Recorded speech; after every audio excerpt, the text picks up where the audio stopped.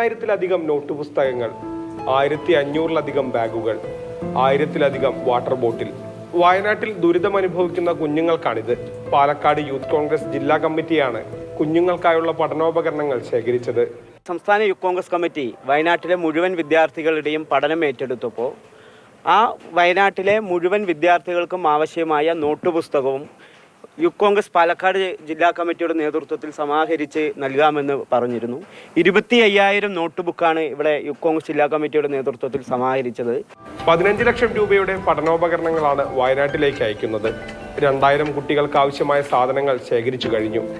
പാലക്കാട് ജില്ലയിലെ യൂത്ത് കോൺഗ്രസ് മണ്ഡലം കമ്മിറ്റികൾ വഴിയാണ് സാധനങ്ങൾ ശേഖരിച്ചത്. മാതൃഭൂമി ന്യൂസ്, പാലക്കാട്.